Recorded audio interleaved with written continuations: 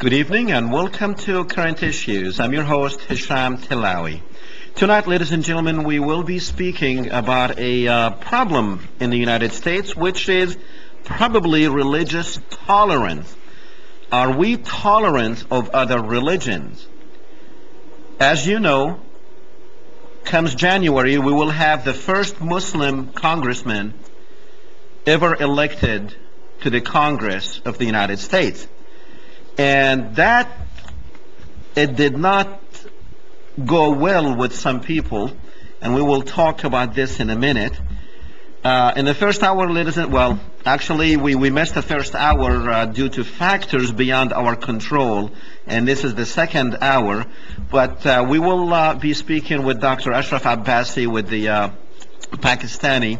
He's the chairman of the Pakistani American Congress, and also with later on with Dr. Khawaja Ashraf, who is the editor-in-chief of the Pakistani Weekly. And we will tackle this problem and see is America ready for a Muslim congressman? And is that even a fair question? Should we be asking a question like that? Was religion really a factor in someone's belief about politics? And of course, we have a Republican congressman from Virginia who does not think that a Muslim or Muslims in the United States have the same rights as everyone else, as he did not like the fact that Democratic Congressman Keith Ellison from Minnesota, he wants to take an oath, or his congressional oath, on the Quran. Before we get into that, let me get a couple of items out of the way. Of course, we wish everyone out there a happy new year. And for our Muslim viewers, the Hajj, which is the annual Muslim visit to Mecca, is on right now, and Saturday will be one of the biggest Muslim holidays. So we wish everyone out there a happy Eid, Eid Mubarak, and for those Arabic-speaking viewers, Kul Aam wa Antum Bikhair. And so let's just go ahead and get back into. And by the way, this is the last show for the year to be on Thursdays. Next January, which will be January 2nd, that's only, it's next Tuesday, we will be on from 6:30 to 8:30 p.m. Central Time. So tell all your friends that we're not going to be on next Thursday, because our new time is 6:30 to 8:30 on Tuesday nights. So it's much better time and probably a much better day too. Now let's get back into the subject at hand, and we welcome your phone calls. If you think that Congressman Keith Ellison should not be taking an oath or swearing on the Quran, as this Republican congressman from Virginia, who said that okay, this congressman is Virgil Good from Virginia. He said, I believe that the overwhelming majority of voters in my district would prefer the use of the Bible. Well, of course, the overwhelming voters in his district are Christians. So it is, of course. And then he said, what I said in my letter was that I would be bringing the Bible to the swearing in. I did not subscribe to the Quran, and I would not be bringing the Quran into the chamber for swearing. Why would he be bringing the Quran? I mean, this is really, what kind of congressmen are we sending out there? Because why would anyone who is not a Muslim be swearing on the Quran? And why would anyone who is not a Christian be swearing on the Bible? And number two, ladies and gentlemen, we are a constitutional republic. And in our republic, religion, even though the majority were Christian, but the founding fathers have made it clear that no religious test be given to any candidate, which means that no one based on his religious belief should be prohibited from being a member of Congress or being elected to that office. And I just want to ask this Republican congressman, why would, number one, when you go and you take the oath which is the allegiance to the United States Constitution. And whatever happened to one nation under God? It didn't say nations. It didn't say nations of Catholics, Protestants, Sikhs, Muslims, Jews. It did not say that. It said one nation under God. Whatever happened to that? Doesn't this congressman understand that this is one nation? And doesn't he understand? So he's very bad in politics. He's very bad. And this congressman, as I understand him, it's been there for like his fourth term. This is, you're looking at Virgil Good. And then the next line is indivisible. Whatever happened to that? He's bad in math too. You cannot divide the nation. We are undivided. When you say statements like that, you're trying to divide the nation into religious sectors. And that's what should not happen in the United States under the United States Constitution. When a congressman actually tries to do that, that is extremely bad and dangerous. Either the congressman is ignorant or he should not be there to start with. Indivisible. Go look it up, what it means. You cannot divide people. With liberty and justice for all. It didn't say for liberty and justice for me. It says for all. And for all, it represents everyone who is a United States citizen, regardless of his religious beliefs. Now, if you think that Keith Ellison should not be swearing on the, and by the way, swearing on the holy book, it's merely a ceremonial thing. They do it. Jewish congressmen have been doing it and swearing on the Talmud for a long time, and you never heard anything about it. But when a Muslim wants to use the Quran, why would anyone swear on anything else? Does this congressman understand what it means when he puts his hand on the Bible? Does he even understand what that book is all about? That is a holy book that he believes in, and once he puts his hand on that and swears, then he cannot be lying. Then he's going to do whatever he's swearing to do. Now, if he puts his hand on the Quran, you can't trust him because that's not his religion. If a Muslim puts his hand on the Bible and swears on the Bible, what good is that swearing is? Because he doesn't believe in the Bible. I'm sure everyone get my point on this one. So it's really silly when you are asking people. And what's really worse than that is right-wing talk show host Dennis Prager, I think that's how you say his last name, has raised a firestorm charging that Representative-elect Keith Ellison, the first Muslim elected to Congress, must swear using the Bible. Why? Again, you know, why is all this? Why would Keith swear using the Bible when it's not his holy book? He said that if Ellison swears in the Quran it would undermine American civilization. Really? Does this man understand that American civilization means diversity, means freedom of religion, means freedom of speech, means freedom of expressions, means freedom of who you are to be what you are? I guess not. But really the bad thing about this and the sad thing about this Dennis Prager is back in September he was appointed by George Bush to a 5-year term on a tax-funded program, on a taxpayer-funded program in the United States Holocaust Memorial Council.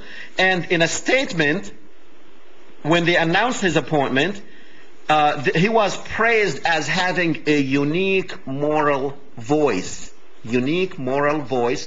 And yet, he's raising a firestorm against this congressman just because he wants to swear on the Quran. My first guest, ladies and gentlemen, is Dr. Ashraf Abbasi. He is definitely one of the leaders in the Muslim community in the United States. He's the chairman of the Pakistani American Congress. He is a very successful businessman and very successful politician, I might add. Welcome to the program, Dr. Abbas. Thank you, Dr. Tillawi. It's really a pleasure and honor, and thank you for having me on your program. I think you already made some good introduction to the topic that you picked up. It's a very interesting topic. That is America ready for a Muslim congressman? This is a very good question that you have posed to the people who are listening to your program, and I hope that a lot of people are going to call in and give their input. I will first of all, I start with Keith Ellison. I think that he has already made a place of distinction in the history of America.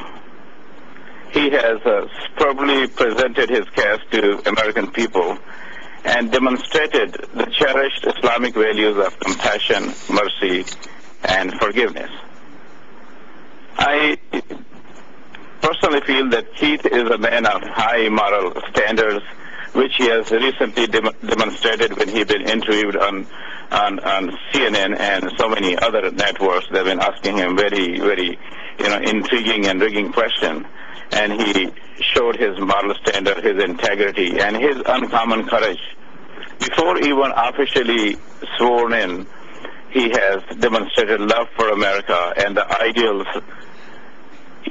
cherished in the American Constitution.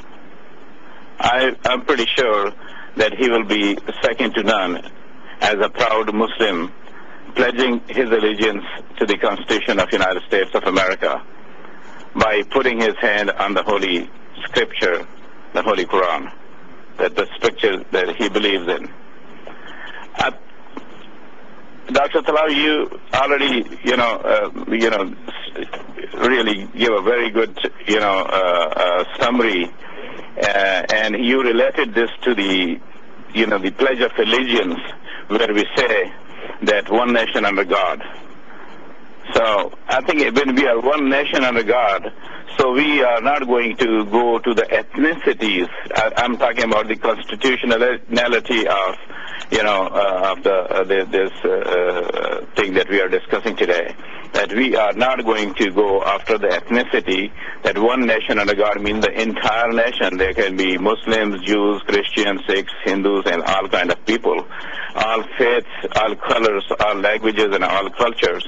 And also the other point that you very ably, put it before your viewers and your audience is the indivisible. That you cannot divide them into, groups and into factions and into ethnicities and into the different faiths. This nation is indivisible. You cannot divide it. And then we say that one God, So when you say that,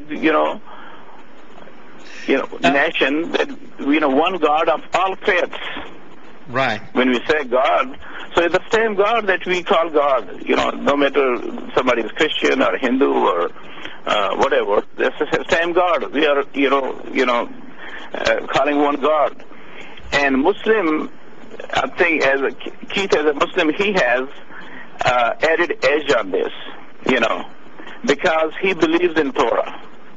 That's a part of his basic faith, He believes in Bible, both, because both are the divine scriptures revealed on the holy prophet of Abrahamic faith, Moses alayhi salam and Jesus alayhi salam. Christian and Jews have problem with Quran, but Keith as a Muslim, he doesn't have any problem with either with Torah or with Bible, Well, I think probably that's coming from Islam itself, the pillars of faith, which you are to believe in God's books, which is the Torah and the Bible. So right. Keith would not have a problem with that religiously, because if you have a problem with that, and that would bring me to a point, Dr. Abbasi, is, how can this congressman get away with what he had said, and he has not apologized or retracted his statement, when he had sworn, I think 4 times, he's like a 4th-term congressman, or 5th, I'm not really sure, it's either 4 or 5, but he has pledged to uphold the Constitution of the United States. Then he really lied when he pledged the previous 4 or 5 times, because he's not upholding the Constitution of the United States, or he does not even know, when he recites the Pledge of Allegiance to the Constitution, he probably does not even know what he's saying. Why he has not retracted his statement, and why we haven't seen the media going after him on this point that if you are a congressman, you're supposed to know the Constitution, and you're definitely not upholding the Constitution when you say statements like that. I agree with you because, first thing is that this Congressman Virgil Good, he is a Republican, and he is this is his sixth term in the Congress. He came with 59% votes, and his opponent Al-Waid, he got 40% votes. Alice, this Good, he said that Allison not to be allowed to take oath on Quran because it is against American value, as the country has its foundation on Bible. And then he said that, Good says that calls for a ban on Muslim immigration because more Muslim will get elected to the U.S. Congress and more Muslim will be demanding swearing on the Quran. And then he goes on.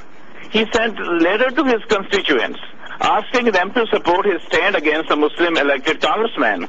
And he is so cheap shot that, and he knows that these days it's popular bashing Muslims and Islam. You become a celebrity overnight. I have checked all his congressional record during his 6 terms in the Congress, which is long, 12 years. He has not done a single accomplishment or something of distinction that you can say, okay, this congressman has done this. He has not done anything worth mentioning.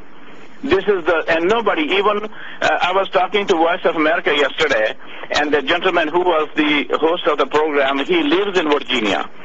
And he said that he never heard about this congressman before. So this guy, by bashing Muslim, he become a celebrity overnight. Well, which brings us to a very important point: is bashing Muslim becoming an acceptable action in the United States? Is that what it takes now? What kind of society do we have if we accept people to bash Muslims all over the airwaves? Is this going back to, does this reflect on anti-Semitism of some sort? I think what is happening these days, which is really very damaging for our country and our, basic American values, that it has not become yet, but it is going to be the way it's going if it's not stopped.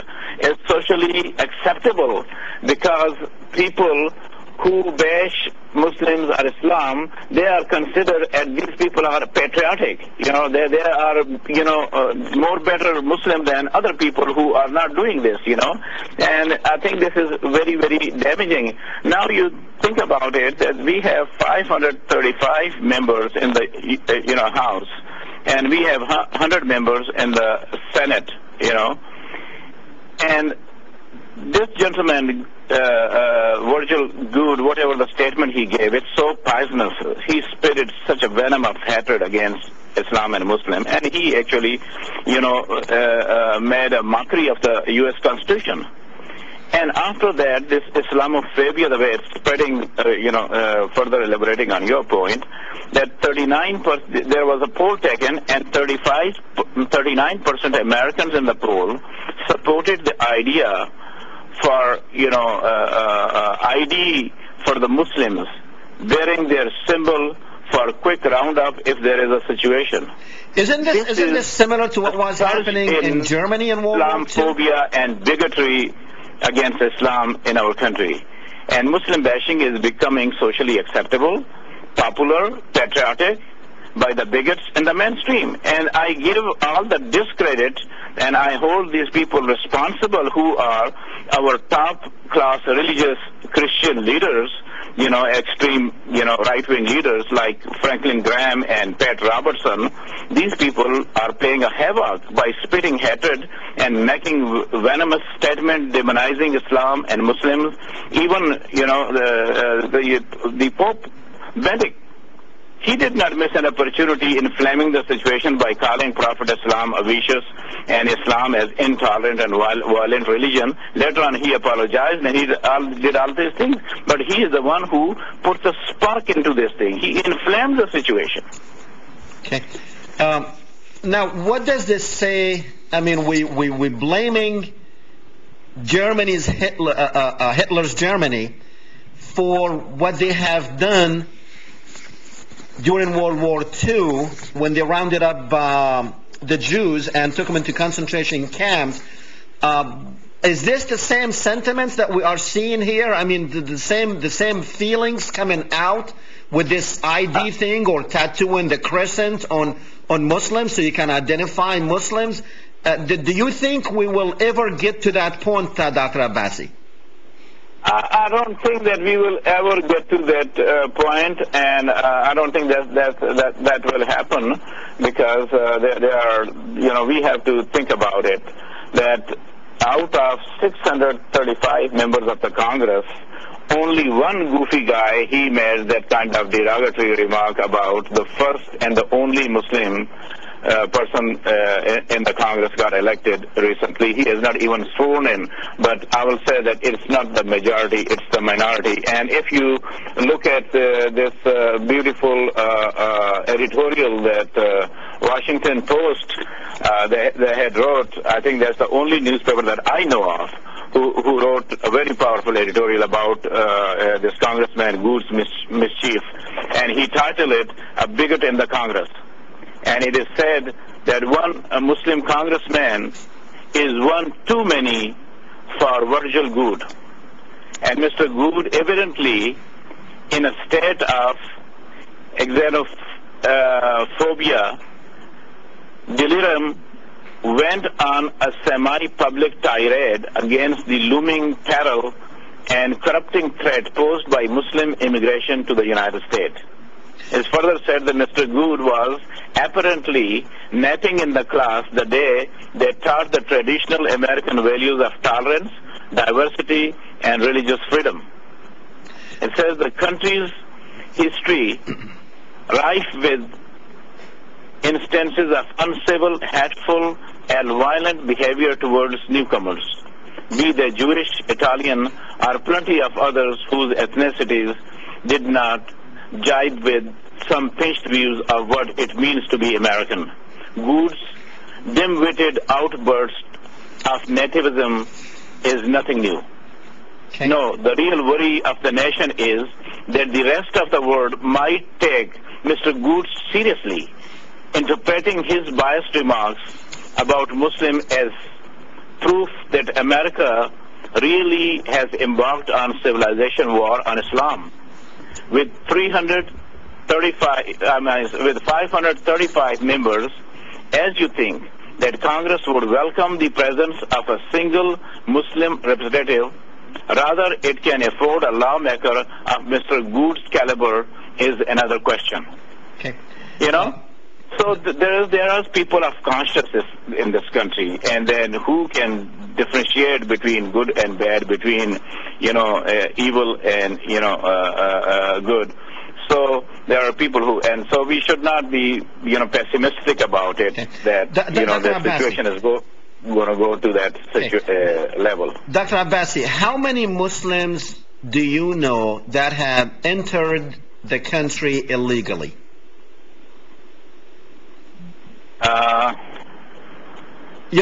Like illegally, as in crossing over the border. I don't think single. I don't know of even a single. Exactly. So every Muslim in the country has entered the country legally. They came here on a visit visa, a tourist visa, a student visa. They might with a visa, with a government visa, and that's how Muslims came over. In the last couple of 3-4 decades, actually. I mean, Muslims have been here for since the beginning of the country, and as a matter of fact before, but the majority of them have been here for a little over 100 years. That's when they started coming in numbers, and now they do number about close to 10 million in the country. I have seen like 8 million, 7 million, 10 million. So it's between 7 and 10 million people in the country. But to my knowledge, none of them is an illegal immigrant as far as like crossing over the border. So I don't know what this congressman is worried about. Dr. Abbasi, stay with me. We're going to go to the phones with Bob on line 1. Go ahead, Bob. Yeah, personally, I think they should make them swear on all three of them. The Quran, the Torah, and the Bible. That way you would give the politician no way out, because they're all just three different ways to get to God. Yeah. Well, you know what? I would agree with you. Being a Muslim, I would say yes, but being an American, I would say no, because there are other people there who might be elected to Congress who do not believe in the same God that me, you, and the Jews believe in. And it could be a Sikh, it could be a Hindu. So, but that's the beauty of America, is you uphold the Constitution of the United States. That's what's so important. And the Constitution really did not care so much of your religious belief, don't you think? Yeah, I think no preference should be given. I mean, right. I mean, if we need 10 books, 10 holy books, 20 holy books, whatever it is, let's just do it that way, and everybody gets satisfied. Everybody's treated equally. Right. What do you think, Doctor? Well, I think he made a good point, and he's a good-hearted man. This American spirit that we need to include people. We should not divide our nation. We should not exclude them. Today, people been remembering with very good words President Gerald Ford. He took over this country in a very, very disturbing situation where there was a Watergate scandal, we lost a war in Vietnam, the economy was in shambles and all these things, and how this gentleman, Gerald Ford, God has blessed his soul, he united the nation. He put the country together. He healed the nation. He showed them the vision. He gave them the hope. He said that we're going to build. We are a great nation. We're going to make it. And we did, So we need to have leadership who can include the people, who can give people the hope, where everybody should feel welcome, and nobody should be targeted. This is one man, and this Washington Post said, very, very clearly, and I will give you some other views, that it is not that since he is a Republican, and I'll say the Republican people, sided with him and they appreciate. No, they did not. I'll give you. This is Senator Lindsey Graham. He is a Republican, and he is a freshman from South Carolina, and he said that he's in the Senate for. He said that. Why a person should swear on a document outside his faith, his or her faith. He said people can take oath in a variety of ways, and there is nothing wrong about it. He further said that the religious diversity is the strength of our country and should not be viewed as our weakness. What I'm thinking... And he commented on Congressman Good's statement about ban on Muslim immigration. He said that we do need immigration reforms, but not on the reason that Mr. Good cited. Right. To ban Muslims. He said that would happen if Christian elected official in Lebanon is coerced to take oath on Quran. He said that he welcomed new Congressman Keith, and he said that he is glad that he is swearing in his allegiance to a document that is consistent with his faith. And he concluded his remarks by saying that Iran and Syria are not tolerant states, and the statement of Congressman Virgil Good do not represent the best of who we are as a nation. So this is a Republican. Another senator, I'll give you his views about this controversy. This is Senator Robert Mendez. He is Democrat from New Jersey, and he is second term in the Senate, and he has served 3 terms in the House also. He said, our country is founded on religious freedom, and attack on the sanctity of any religion is un-American. He asked Congressman Good for apologizing. He said that Congressman Good owes an apology not only to Congressman Keith Ellison, the first Muslim elected to the U.S. Congress, but also to all Americans for his intolerance of diversity, which is the true strength of our nation. Because, Dr. Abbasi, what I'm really thinking that he should resign, because he has proven that he lied when he took the oath of allegiance 5 times. he has lied because, obviously he either did not understand the oath of allegiance. But I'm thinking the under God, one nation under God, it was not even in the original Pledge of Allegiance. This was added at a later time. I don't remember the year that it was added, but the original Pledge of Allegiance did not even, like for I guess about 150 years or so, it was not in there, and it was added later. And the point is that we are one nation regardless of your religious beliefs. Now, let's get back to what's more important now. How can we, why, because to me, with these people having a free hand in bashing Muslims, especially these political leaders, these religious leaders, like Graham, for instance, or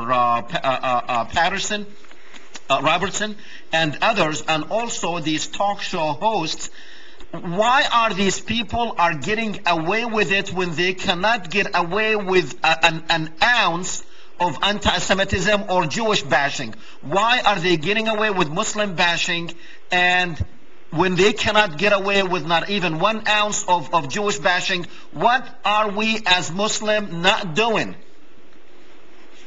I think that if we look at the history of America, this is, I think the worst thing happens to the Jews when they came first here. The worst thing happened to the Italians over here. Look at what happened to the Indians, native Indians over here. So this is the history of this country. The newcomers are not welcome. They have to make their place. Jews, been smart enough, they made their place in this country, and now nobody can say anything against them. Italians, they made their place in this country. Nobody can say anything against them. And now it's the time for Muslims to get more politically involved. And like we have one guy went in the U.S. Congress, now we have to, get ourselves more politically involved in the system. Nobody is stopping us from getting involved.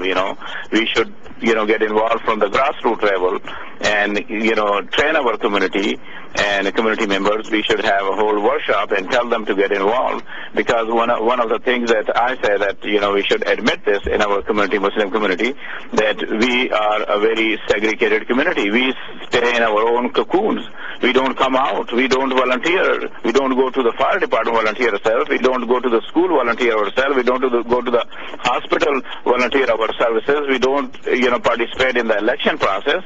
So nothing is going to given to us in plate. We have to work for it. When we'll start working for it, we will organize ourselves and our community. I think there is no stoppage. American Constitution, it gives us full rights, to go as far as we can. And there is just like you have one example of Keith Ellison, what he has achieved, because he was a Muslim and people knew that he is a Muslim, but he made his case, he got elected. So I think that there is no obstruction for our success in this country. And this is, I think that this is a very blessed country, and we are very lucky to be in here, and we can make a lot of progress if we educate ourselves and if we educate our communities. Very good. Dr. Abbasi, we're going to go back to the phones. We have a lot of people waiting, and we even have people from Virginia calling, but we go on with Washington with Mark. Go ahead, Mark. Hey, how you doing, doctor? Oh, I'm fine, thank you. Well, as a conservative Christian, I have to tell you that I am totally disgusted with the remarks that this congressman made, for several reasons. First of all, for him to act all offended that America is a Christian country and we have to hold on to our Christian traditions. We're not a Christian country at all. If this is the definition of a Christian country, I'd hate to see what it's going to be like when it gets really bad. Okay, this isn't a Christian country at all. We're a country we may have been at one time, but now we're a country who worship death, who worship all of these vices. You can't turn on the TV. You can't go anywhere with your family out in public without being assaulted. Now, I'm not denigrating the true Christians who are left in this country, but they are relatively few. Look who we have elected to our White House, this lying warmonger, this mass murderer, who calls himself a Christian, and then this representative has the nerve to say that we're a Christian country and we have to hold on to our Christian traditions. All he's doing is pandering, first of all, to his electorate, who they're just too stupid to know any better. And secondly, where is this man's outrage when somebody else who is not swearing on the Christian Bible gets up there and swears on the Talmud? Where is the threat to our Christian tradition then? He doesn't have anything to say about that because he knows that he and his political career would get flushed down the toilet. So let me just say this to you and to all the Muslims out there. I jumped for joy when this fellow got elected to Congress, this first Muslim who got elected to Congress. I said, thank God there's at least one moral person in our government now. And I hope that this is a trend, that we will see more Muslims getting elected to Congress, because what could be worse? It's already a ship that is run by a bunch of crooks and criminals and murderers. And so, as far as I'm concerned, the more Muslims that get elected to Congress, the better off we'll be as a country. Thank you very much. Thank you, Mark. Okay, good, very good comment. I think that's what makes America America. That the good ones who think about the goodness of this country and who really are willing to uphold the Constitution and the American values. Yes. And that's how we can see the hope for the Muslim community, that we're going to progress and we're going to go ahead and nobody can stop us because we have good people on our side.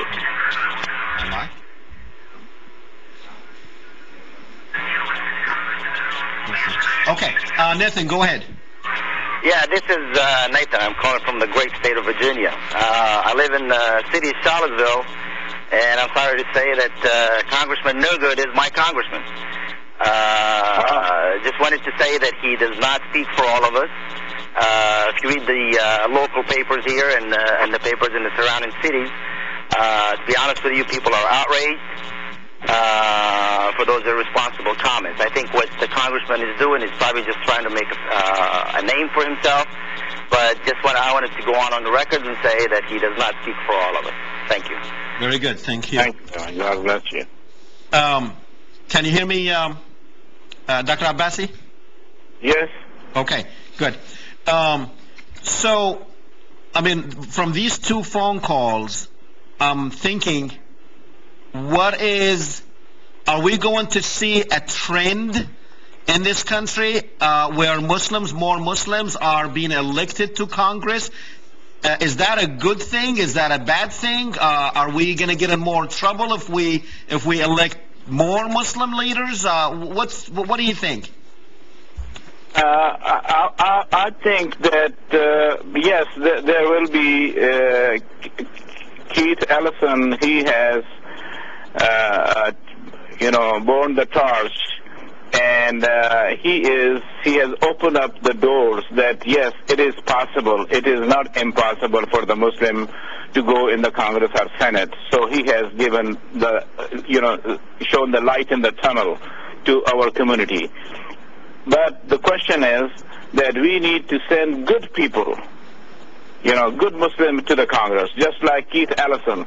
I'm so impressed with this man, that not because he is Muslim, but I'm thinking about that how good heart he is and what a man of integrity that we have sent to the Congress.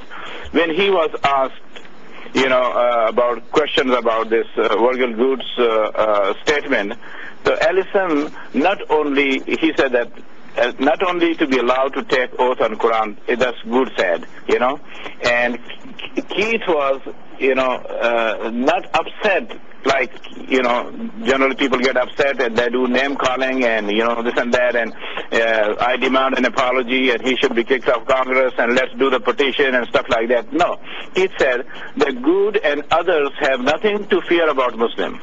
Muslims are just normal citizens, laborers, cab drivers, businessmen, doctors, nurses, engineers, teachers, professors, scholars, scientists, etc., and live normal life as good law-abiding citizens.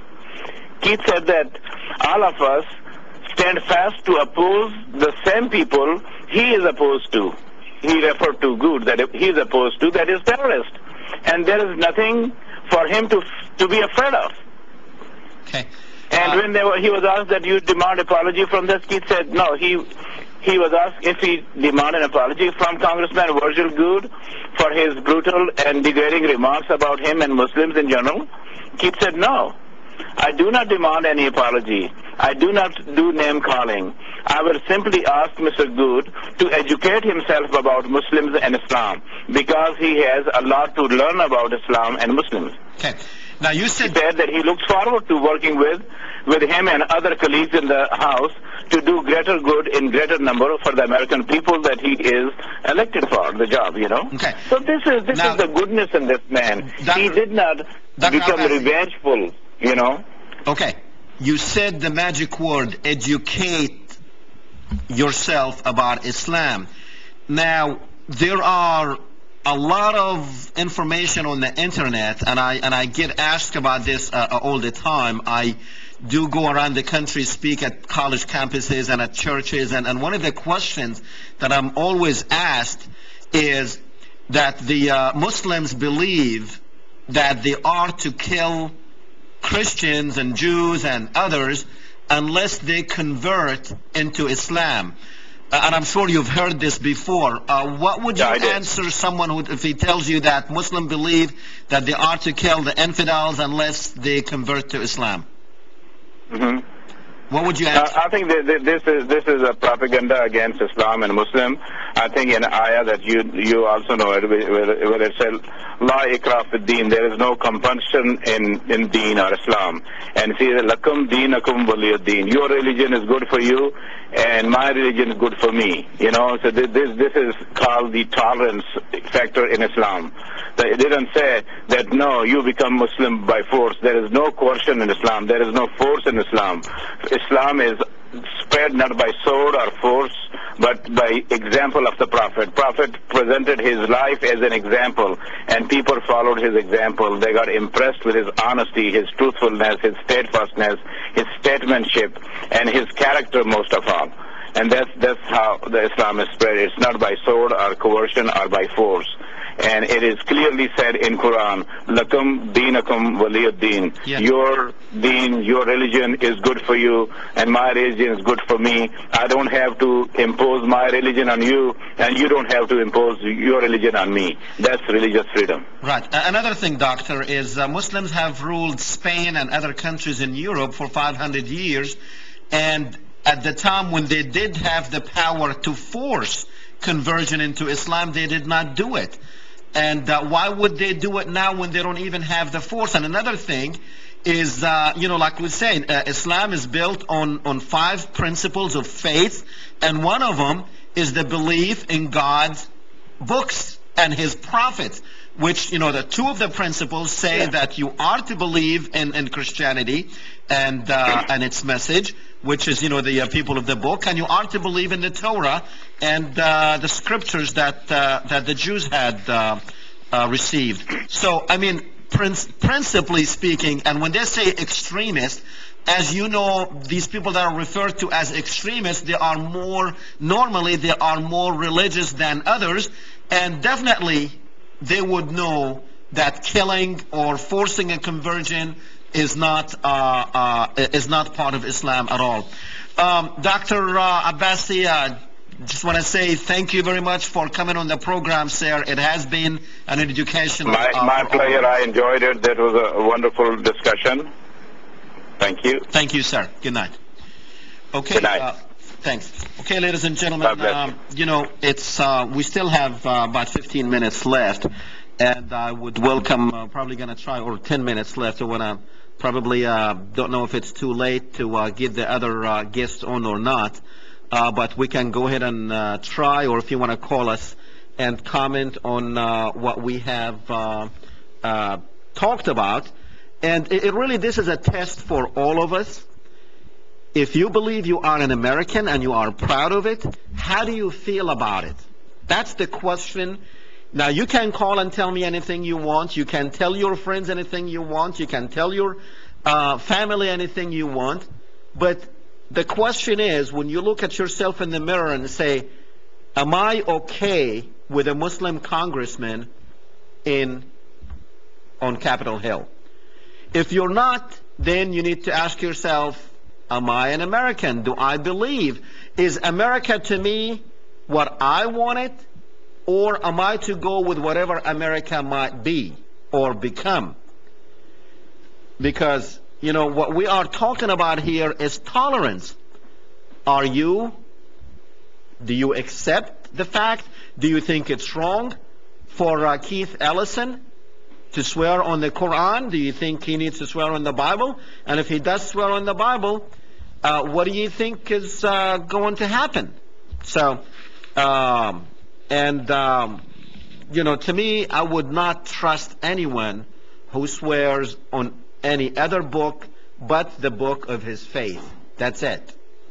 You know, if you have other people swearing, well, I guess the other guest is probably not going to be with us because of we're a little bit probably too late and he's not available. So we will try to get him another time. Unfortunately, we were supposed to have 2 hours. We were going to have Dr. Abbasi in the first hour. That did not happen due to factors beyond our control. And so we kind of tried to squeeze both of them in there. But anyhow, you know, it's really a matter of principle here and a matter of educating yourself about Islam. Islam, as we have talked about on this program many, many times, don't believe everything you hear out there. I know you listen to a lot of these talk show hosts who love to bash Islam. And unfortunately, there are some people out there who might believe them. Like, for instance, I received, you know, this particular email that is going around and around, and it's been going around for years, probably since 9/11, that Muslims believe that unless you convert to Islam, that they are supposed to kill you, that religiously they're supposed to kill you, that their religion tells them that. And of course, you know, someone who does not know anything about Islam, you probably would believe them. Number one, before you believe anything or about anybody, you need to go and do your own investigations before you believe what you are hearing and what you are seeing on TV. Like we have been saying throughout the program, Islam recognizes Christianity and Judaism. You could not be a Muslim unless you believe in God's books. And God's books are the Injil, which is the Arabic word for Bible, and the Torah, which is the Torah. So you couldn't be a Muslim if you don't believe in them. So why would you as a Muslim want to convert Christians when you are asked by your own religion to believe in the teachings of that? And also, like I said earlier, that there's no way that Muslims will force anyone. So, just to cut this chase short, don't believe anything you hear. You need to go on the internet. Thank God for the internet. They used to lie to us and get away with it. Now they cannot get away with it. For instance, there's a war right now going on in Somalia that we instigated as the United States government. We have a lot of fires all over the Middle East, and all of this to help Israel. This is an Israeli. Ethiopia is attacking Somalia. Ethiopia is a good ally of Israel. We supported the Ethiopians to slaughter thousands of Somalians. That's what we have done today, ladies and gentlemen. You probably did not know about it. Let's go with Richard on one. Go ahead, Richard. Yes, I would just like to say, I don't know if anybody said this before, but I agree that guys should have taken the vow on the Quran, because that's his faith. And if he wouldn't have taken it on the Quran, then you wouldn't have been able to believe in it as much, you know? Exactly. What's good is it if he swears on something else? Right. You know, I mean, how far? And with Virgil Good saying that he wasn't going to take a Quran, he will be taking a Bible. Well, of course you're going to be taking a Bible, because that's your holy book. But you know what? This is really showing us that these congressmen, they're not, the quality of people we send to Congress is really pathetic, because with this congressman who does not even understand the Constitution of the United States. Right. And does not understand the book he's swearing on. Because when you swear on the Bible, you believe in the Bible, and you're not going to do something, because, we are to take your word, just like it used to be in the courts over here in the United States a while back, that you had to swear on the Bible. You have to put your hand on the Bible and swear by using the Bible. So it's really silly for people to argue and for a congressman to come out and say, oh, this is going to undermine American culture. Right. I agree with you, Richard. Thank you. Appreciate the call. And I love your show. Thank you, sir. Bye-bye. So, it's just, sometimes I wonder, how in the heck do these people get up to be in power? And this guy was elected like 6 times? How? He's an idiot. He's an idiot who does not know English, because when it says one nation, that's one nation, not nations. He doesn't know math, because it says indivisible, and that is not being able to divide it. And also does not understand English either, because it says with justice and liberty for all. All, it means the whole thing, not chunks of communities or people, not just his constituents. No, it means for all. So we have an idiot, not we. People in Virginia, they need to take care of that. Of course, they probably just elected him. And yeah, they did. And I really don't understand, how could somebody like that make it to be a congressman? And he's refusing to apologize and refusing to retract it. The only thing that I saw with him is on an interview with Fox. He said that, well, it didn't mean, he did not know that it was going to get out there, that he sent that letter to one of his constituents, few of them who wrote him emails, and he responded to them, and one of them put it on one of the blogs. Okay, fine. Does that mean you don't believe in it? Does that mean you believe in it? And if you don't believe in it, then retract that statement, because it's only an American to retract that statement, unless you don't believe in the Constitution that you were elected to uphold. The Constitution that made you where you are. You've proven to defy that Constitution. And I call on you, Congressman Virgil Good, to resign, because you've proven either an idiot who does not understand, and we got plenty of you there on Capitol Hill, or you lied when you took the oath and the Pledge of Allegiance, the oath of office. You lied. You are a proven liar. Get out. We have plenty of liars on Capitol Hill. But of course, if we are to get rid of you because you lied, that means we have to get rid of all of them. That means we have to get rid of George Bush. That's the biggest liar. And Dick Cheney and everybody else. And I guess we're just going to have a country. Well, I guess we'll have chaos, but it's probably better having a chaos and anarchy than having these bunch of liars up there, and bunch of cheaters, and bunch of people who say one thing and do the other. Come on. Get a grip on all that. Don't forget, ladies and gentlemen, next Tuesday at 6:30, Current Issues will be coming on Tuesday nights, not Thursday nights, and at 6:30 instead of 8. So mark your calendars, tell all your friends, 6:30 to 8:30 on Tuesday. Don't forget. So I think we only have 10 seconds to say good night, and see you next Tuesday.